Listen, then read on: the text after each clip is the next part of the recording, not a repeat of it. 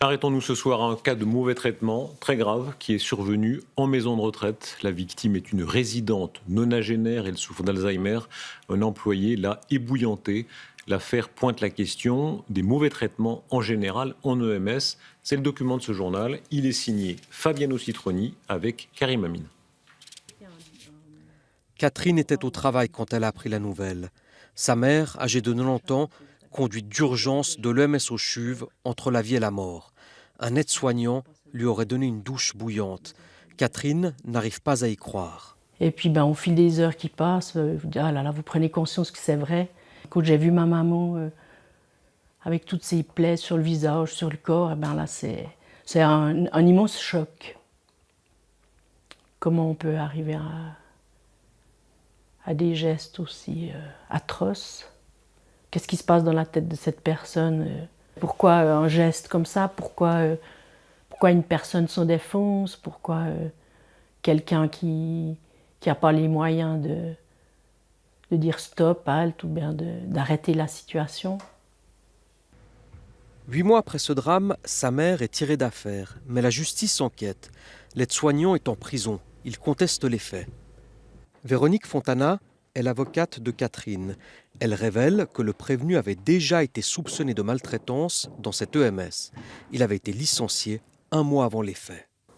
Ce qui me frappe, c'est qu'avec les soupçons de maltraitance qui ont justifié d'abord un avertissement, puis ensuite la résiliation du contrat, on n'est pas libéré purement et simplement l'employé de son obligation de travailler. Mis en cause, le directeur de l'EMS se défend. Le motif du licenciement est sans lien avec la prise en charge des résidents.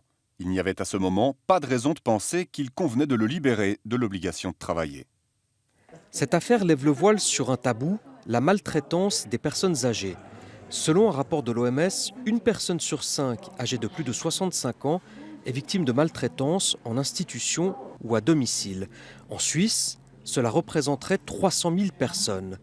Si l'on s'arrête sur les institutions d'aide et de soins en Suisse romande, selon l'étude, 54% des responsables d'établissements ont été confrontés à de la maltraitance dans leur institution. La psychologue Delphine Roulet-Schwab est l'auteure de cette étude de 2011. Pour elle, la maltraitance est liée à plusieurs facteurs. Aux individus qui parfois dérapent dans des situations où ils sont sous pression, ce qui est évidemment compréhensible mais pas excusable, aux institutions, à la manière dont le travail est organisé, à la dotation, à la formation qui est mise en place, aux restrictions budgétaires qui peuvent aussi peser sur ces institutions, et puis à la société en général.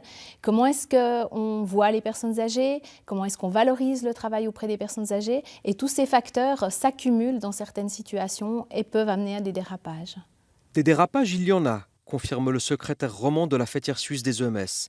Mais il est catégorique, il y a des garde-fous.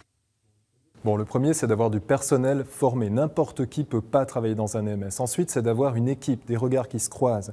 Puis tout ça, ça s'inscrit dans des règles de la maison, mais aussi d'un canton, d'une confédération. Chacun a des organes de contrôle. Pour limiter les risques de maltraitance, pas de solution miracle, dit la psychologue Delphine Roulet-Schwab, mais une aspiration, remettre l'humain au centre. Se rappeler qu'en face de soi, on a une personne avec toute une histoire, une expérience, qui a vécu plein de choses et pas un numéro ou un pot de fleurs dont on doit prendre soin.